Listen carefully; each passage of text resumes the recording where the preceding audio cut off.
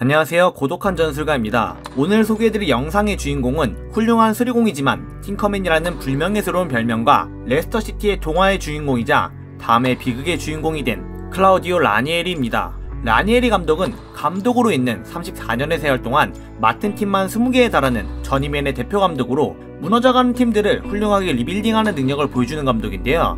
하지만 팅커맨이라는 별명도 가지고 있습니다. 팅커맨은 서투른 대장장이라는 뜻으로 고치면 고칠수록 망가져가는 것을 의미하는데요. 그와 마찬가지로 그가 팀을 수리를 하고 고치려고 하면 삐그덕거리며 곤두박질 치는 성적과 함께 경질을 당하는 모습을 많이 보여주는 감독입니다. 그럼에도 훌륭한 수리공이기에 다수의 클럽에서 다시 러브콜을 보내는 루틴이 반복되는 감독이기도 한데요. 이야기 시작에 앞서 워낙 많은 팀들을 돌아다녔기에 그의 발자취가 크게 영향을 미쳤던 클럽 위주로 설명하는 점 양해 부탁드립니다. 그럼 클라우디오 라니에리 이야기를 시작하겠습니다. 1951년 로마 근교의 서커스 막시무스 인근 산사바에서 출생한 라니에리는 굉장히 차분하고 조용한 성격을 지니고 있었습니다. 이탈리아의 다른 어린이들과 마찬가지로 축구를 사랑했던 라니에리는 인근 교회에서 축구를 배우기 시작했는데요. 성인이 될 때까지 꾸준히 축구를 해왔지만 수비수로서 큰 두각을 보이지 않았기에 22살이 되기 전까지 프로팀 계약을 맺지는 못하였습니다. 그러던 와중 이탈리아의 명문 로마에 관심을 받은 라니에리는 계약을 체결하고 1973년 22살의 늦은 나이에 프로무대 데뷔를 이루어내는데요. 하지만 두각을 보이지 못했던 라니에리는 한 시즌 동안 6경기밖에 뛰지 못하였고 결국 입단 한 시즌 만에 2부 리그였던 카탄차로로 이적을 하게 됩니다. 카탄차로로 이적한 라니에리는 이적한 첫 해 승격을 이루어내며 다시 1부 리그에 입성했지만 대부분의 승격팀들이 그렇듯 1부 리그에서 한 시즌 만에 다시 강등을 당하고 마는데요. 그럼에도 라니에리는 팀을 떠나지 않고 남아 다음에 승격을 이루어냈고 현재 세리 3부 리그에 있는 카탄차라의 황금기를 같이 보냈습니다. 그가 팀을 떠나는 마지막 시즌 7위의 호성적을 기록하였는데요. 이전까지 2부 리그를 전전하던 클럽이었기에 이는 매우 뛰어난 성과였습니다. 하지만 라니에리는 다시 2부 리그의 카타니아로 팀을 옮겨야 하는 슬픔을 맛보게 됩니다. 1부 리그 주전급 선수 영입에 성공한 카타니아는 밀란과 라치오와 함께 세리 A 승격을 다시 이루어내며 B팀으로 이적해야만 했던 라니에리는 다시 1부 리그에 입성하게 되는데요. 그를 내보냈던 카탄차로는 라니에리와 카타니아가 승격한 시즌에 강등을 당하며 라니에리를 내보낸 것을 후회할 수밖에 없게 되었고 다시는 1부 리그에서 카탄차로를 볼 수 없게 됩니다. 라니에리가 이적하자마자 1부 리그로의 승격을 이루어낸 카타니아는 1부 리그에서 뛴 83-84 시즌 동안 단 한 경기밖에 승리를 따내지 못하는 등 극도로 부진한 모습을 보여주었는데요. 이미 30대 중반이 된 라니에리는 팀의 강등과 함께 팀을 떠나며 당시 3부 리그 소속이었던 팔레르모에서 마지막 황혼기를 보낸 후 85-86 시즌을 끝으로 은퇴를 하게 됩니다. 그의 축구생활 통산 기록은 363경기 9골을 기록하였는데요. 선수 시절 수비수로 커리어를 보냈던 라니에리는 후에 감독이 되어서도 수비적으로 안정적인 팀을 만드는데 뛰어난 수완을 보여주게 됩니다. 은퇴 직후 1986년 아마추어 축구팀인 비구로 라메지아에서 코치직을 맡게 되었고 다음에 같은 아마추어 축구팀 중 하나인 캄파니아 푸테올라나의 감독직을 맡으며 첫 번째 감독직 임무를 수행했는데요. 그곳에서의 성과를 인정받은 라니에리는 다음 해인 1988년 그의 이름을 널리 알리게 될 칼리아리의 감독직을 맡게 됩니다. 3부 리그 소속이었던 칼리아리를 2시즌 만에 연속 승격을 이루어내며 1부 리그인 세리에 A로 올려놓았고 세리에 A에서 강등권과 가까운 14위에 이긴 했지만 잔류에 성공하며 당시 재정난을 겪고 있던 나폴리가 라니에리에게 관심을 가지기 시작합니다. 이후 나폴리의 감독직으로 부임한 라니에리는 부임 첫 해 만에 팀을 4위로 올리며 감독으로서의 성공을 알렸지만 다음해 11위라는 대조적인 성적을 보이며 경질을 당하게 되었습니다. 경질되자마자 2부 리그의 피오렌티나의 감독직을 맡게 된 라니에리는 부임한 93-94 시즌 바로 승격을 이루어냈고 이후 3시즌간 팀을 맡으며 1부 리그에서 안정적인 준위권 성적을 기록하였는데요. 당시 세리 A는 전 세계가 알아주는 명실상부 세계 최고의 리그였고 그런 리그에서 중위권의 성적과 함께 코파 이탈리아, 스페로코파 이탈리아나 트로피를 들어올린 라니에리의 명성은 이탈리아를 넘어 다른 유럽의 빅리그에 널리 알려지게 됩니다. 세리에에서 안정적인 성과를 이뤄낸 라니에리는 스페인의 발렌시아의 러브콜을 받게 되었고 1997년 감독으로 부임하게 됩니다. 그곳에서 4-4-2의 수비적인 견고함과 날카로운 역습의 모습을 보여주며 두 번째 시즌 4위의 성적과 함께 챔피언스리그 진출권을 따내는 등 훌륭한 모습을 보여주었는데요. 그가 떠난 뒤 3년 동안 발렌시아는 챔피언스리그 2번의 준우승의 성적과 후에 베니테즈 감독이 라리가 정상에 올려놓게 되는 스쿼드를 남기고 떠났을 만큼 훌륭한 스쿼드를 구축해놓고 떠나게 되는데 이때 주축 선수들 중 몇몇은 라니에리 감독 시절 그가 콜업하여 데뷔시킨 선수들이 많았습니다. 발렌시아의 감독직에서 떠난 이후 황금기를 보내고 있던 아틀레티코 마드리드에 부임하지만 23%라는 초라한 승률과 함께 다음해 3월 경질을 당하게 되고 결국 아틀레티코 마드리드는 강등을 당하게 됩니다. 6개월간의 짧은 휴식기를 보낸 라니에리는 이번에는 잉글랜드 프리미어리그의 감독직을 수행하게 됩니다. 나폴리 시절 자신이 콜업시켰던 지안프랑코 졸라와 재회를 하게 되는데요. 당시 팀의 에이스이던 지안프랑코 졸라를 중심으로 팀을 운영하며 3시즌간 6위, 6위, 4위를 기록하였고 마지막 시즌에는 챔스 진출 티켓을 따내는 등 좋은 모습을 보여줍니다. 또한 이때 향후 팀의 핵심이 될 갈라스, 램파드 등을 영입하는 등 지금의 첼시가 되기 이전 기반을 닦아놓은 감독이기도 한데요. 하지만 이런 성적과는 별개로 첼시는 많은 빚 때문에 재정난을 겪고 있었습니다. 때문에 구단은 매각 수순을 밟아야 했고 때마침 러시아의 석유 재벌 로만 아브라모비치가 빚을 모두 청산하고 인수하게 되면서 재정난에서는 벗어날 수 있게 됩니다. 거기에 더불어 마키렐레, 조콜, 크레스포, 글렌 존스, 세바스티안 베론, 웨인 브리지 등 유명 선수들을 대거 영입하면서 리그 준우승의 성적과 챔피언스리그 준결승에 오르는 호성적을 기록하는데요. 하지만 이해할 수 없는 구단주 로마는 바로 그를 내치며 무리뉴를 선임하게 됩니다. 이전 영상에도 소개가 되었지만 이후에도 로마는 수많은 감독들을 경질시키게 되고 그 첫 번째 대상이 바로 라니에리였습니다. 이후 무리뉴는 이 스쿼드를 토대로 빠른 리빌딩을 통하여 지금의 무리뉴 1기를 만들어 EPL을 평정했는데요. 발렌시아와 더불어 첼시에서도 라니에리 본인은 떠났지만 이후 승승장구하는 모습을 보게 됩니다. 경질을 당한 그는 다시 스페인의 발렌시아로 리턴해 지휘봉을 잡게 되는데요. 전 시즌 베인테즈 감독의 지휘 아래 라리가 우승을 거머쥐었던 발렌시아의 스쿼드에 본인과 같은 국적인 이탈리아 선수들을 대거 영입했고 초반 6경기에서 승점 14점을 획득하며 그의 영입 정책이 잘 먹혀들어가나 싶었지만 이후 성적이 곤두박질 치면서 리그 7위로 시즌을 마무리하게 됩니다. 이로 인해 팅커벨이라는 별명과 중상위권 혹은 중위권 팀을 리빌딩 시키는 데는 탁월하지만 우승 트로피와는 거리가 먼 감독이라는 언론의 평가가 쏟아졌습니다.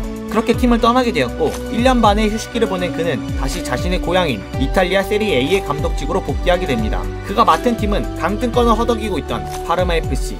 이전 28경기에서 승점을 15점밖에 획득하지 못하며 강등권에서 사경을 헤매고 있던 파르마에 부임해 나머지 10경기에서 17점을 따내며 잔류에 성공하게 됩니다. 발렌시아에서의 부진을 씻고 다시 돌아온 수리공 라니에리는 이후 칼치오폴리로 강등당하였다가 다시 세리에A로 승격한 유벤투스의 감독직을 맡게 되는데요. 유벤투스에서의 부임 첫 해는 매우 성공적이었습니다. 칼치오폴리 이전 선수들이 대거 남아주었지만 승격한 첫 시즌에 3위를 기록하며 다시 유벤투스의 명가재건이 실현되나 싶었는데요. 두 번째 시즌인 08-09 시즌 리그 선두를 달리고 있던 유벤투스는 잔여 경기 7경기를 남겨둔 시점에서 6무 1패를 거두며 당시 최고로 달리고 있던 인테르에게 트로피를 넘겨주게 됩니다. 그때 인테르의 감독이 첼시 시절 자신의 후임으로 첼시의 황금기를 열었던 무리뉴 감독입니다. 결국 이사회의 결정으로 다시 백수가 된 라니에리는 자신의 고향팀이자 프로무대 데뷔를 이루어냈던 AS 로마 감독직을 시즌 중에 맡게 되고 인테르와 트로피를 두고 치열한 시즌을 보내고 있었습니다. 하지만 이 시즌은 09-10 시즌, 즉 인테르가 트래블을 한 시즌으로 결국에는 또다시 무리뉴 감독에게 트로피를 넘겨주어야 했는데요. 그가 부임하기 이전에 치러진 2경기에서 승점 획득에 실패하며 이 스노우볼이 굴러가 결국 2점 차이로 우승을 하지 못한 데 있어 로마 구단 관계자를 비롯한 많은 팬들이 아쉬워하는 모습을 보여주었습니다. 하지만 이후 좋지 못한 모습을 보이며 다음 시즌 중에 경질을 당하게 되는데요. 뒤이어 무리뉴가 떠나고 가스페리니 감독의 휴야에서 하향세를 타고 있던 인테르에 부임하게 되지만 결국 다시 일어서지 못하는 모습을 보이며 시즌 중에 부임했음에도 시즌 중에 경질을 당하는 굴욕적인 모습을 보여주게 됩니다. 그럼에도 훌륭한 수리공이라는 별명과 그가 이뤄냈던 업적 때문인지 강등으로 어려움을 겪고 있던 모나코가 다시 1부 리그로 올라가기 위해 발돋움을 하려던 시기에 모나코에 부임해 첫 시즌 바로 승격을 시키며 수리공 그 자체인 모습을 보여주게 되는데요. 이듬해 13-14 시즌 리그 준우승의 성적을 이끌었지만 구단이 더 좋은 성적을 기록하기 위해선 팀에 변화를 줄 새로운 감독이 필요하다는 이유로 경질을 당하게 됩니다. 라니에리가 떠난 후 모나코는 3시즌 뒤인 16-17 시즌에 우승을 하게 되지만 라니에리는 그보다 한 시즌 더 빠르게 리그 우승을 이끌어냈고 만약이라는 가정하에 모나코는 땅을 치고 후회할 결정을 내린 셈이 되었습니다. 이렇듯 어이없는 이유로 경질을 당한 라니에리는 그의 첫 대표팀 감독직을 맡게 되는데요. 하지만 그가 부임한 그리스 대표팀은 단 1승도 거두지 못하며 결국 반년 만에 경질을 당하게 됩니다. 경질을 당한 같은 해 피어슨 감독의 후임으로 레스터시티의 감독으로 부임하게 됩니다. 레스터시티에 부임한 라니에리 감독은 그야말로 기적을 써내려가기 시작했습니다. 아직도 깨지지 않은 제이미 바디의 11경기 연속 득점 기록과 더불어 리아드 마레즈의 화려한 드리블, 후투와 웨스모건의 단단한 수비진, 아버지 슈마이켈을 연상케 한 아들 슈마이켈의 놀라웠던 선방들, 그리고 수비진과 공격진의 연결고리와 더불어 레스터의 단단했던 수비를 가능하게 했던 은골로 캉테, 그의 파트너로 중원에서 존재감을 보여준 드링크워터 등 지금이야 유명해진 선수들이지만 당시에는 그다지 이름값이 많지 않던 선수들로 5000분의 1의 확률을 뚫고 우승을 차지해 잉글랜드 프리미어리그를 넘어 전세계에 레스터시티의 동화같은 우승 스토리를 알렸는데요.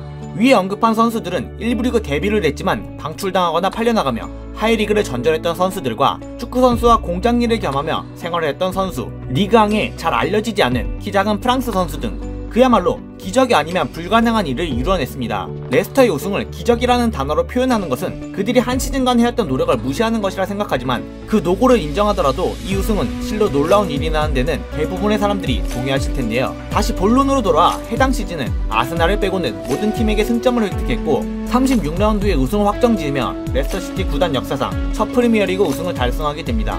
덧붙여 캉테의 이적에 숨겨진 이야기가 있는데 정작 라니에리 본인은 캉테를 크게 원하지 않았지만 스카우트의 강력한 추천으로 영입을 결심했다고 합니다. 그렇게 아무도 예상하지 못한 우승을 따낸 라니에리 레스터시티는 본격적인 주전 선수를 지키기에 힘을 썼습니다.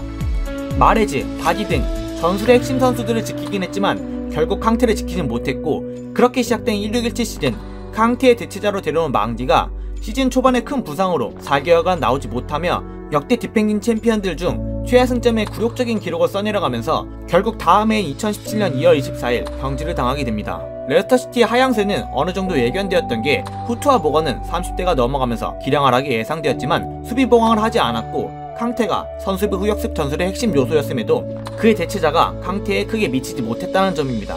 때문에 레스터시티의 동화의 결말은 잔혹곡으로 끝나게 되며 결국 팀을 떠나게 된 라니에리는 이후 프랑스의 리그왕으로 떠나게 되는데요. 중위권의 성적을 꾸준히 기록한 낭트에서 상위권의 성적을 보여주나 했으나 결국 9위로 시즌을 마감하며 팀을 떠나게 됩니다. 이후 플럼에 부임하며 다시 프리미어리그에 돌아왔으나 4개월 만에 팀을 떠나며 레스터시티 이후 좀처럼 살아나지 못하는 모습을 보여주고 있는데요. 이번 시즌에도 다시 이탈리아로 돌아와 세리A의 강등권인 삼프도리아의 감독직을 시즌 중에 맡으며 힘겨운 강등권 경쟁을 이어나가고 있습니다. 그의 감독 경력은 저에게 알려진 인지도에 비하면 비교적 적은 우승 커리어들을 가지고 있는데요. 앞서 설명드린 내용들처럼 시즌 중 혹은 새로운 시즌에 부임해 빠른 리빌딩으로 팀을 상위권 혹은 우승권까지 도약시키지만 정작 우승은 하지 못하고 다음 시즌에 경질을 당하는 비운의 주인공이기도 합니다. 덧붙여 훌륭한 성과를 만들어내지만 우승에는 간발의 차이에 실패하며 팀을 떠나거나 혹은 팀을 떠난 후 그의 스쿼드로 팀이 승승장구를 이루는 등 비교적 커리어에서 트로피하는 먼 모습을 보여주는 감독이기도 합니다. 그럼에도 그의 리빌딩 능력과 온화한 선풍 덕에 많은 이들의 존경을 받는 감독이기도 한데요. 68세의 나이로 이제는 감독 중에 나이가 상당한 편에 속하므로 앞으로 얼마나 더 많은 팀을 맡을 수 있을지 모르겠지만 그가 지금까지 맡은 발렌시아, 첼시, 레스터시티에서 보여주었던 업적들은 감독으로서 찬사를 보내기에는 충분한 업적들이라 생각합니다. 그가 30년 넘게 감독직을 맡으면서 가장 자주 사용한 포메이션은 4-4-2 포메이션인데요. 4-4-2 포메이션은 가장 기본적인 포메이션이라 할 수 있을 만큼 다채로운 변화가 가능하기 때문에 로마에서는 다이아몬드 4-4-2 포메이션을 사용하는 모습을 보여주었고 레스터시티에서는 4-4-1-1의 포메이션을 보여주기도 하였습니다. 그가 우승을 차지했을 당시 레스터시티의 4-4-2 포메이션은 선수비 후역습의 교과서 그 자체였다고 할 수 있는데요. 중앙수비수로 뛰어난 활약을 펼쳐주었던 모건과 후트는 비교적 느린 발을 가지고 있었고 때문에 높은 라인을 사용하는 전술에는 적합하지 않은 선수들이었습니다. 때문에 4-4-2의 두 줄 수비를 최대한으로 내린 뒤 중앙에 침투되는 볼들을 큰 키와 힘을 통한 수비력으로 막아내는 모습을 보여주었는데요. 양측면 풀백들인 푹스와 심스는 오버래핑을 잘 하지 않는 풀백들로 역습 시에도 공격에 가담하지 않고 언제든지 후방에 머무르며 다시 찾아올 역습을 대비하는 모습을 보여주었습니다. 중원의 캉테와 드링커터는 포팩을 보호하는 역할을 함과 동시에 공수를 오가는 왕성한 활동량을 보여주는 선수들이었는데요. 비교적 약팀이었던 레스터시티에서 이 두 명의 엔진이 있었기에 수비에서 역습으로 넘어가는 과정이 매끄러울 수 있었다라고 할 수 있습니다.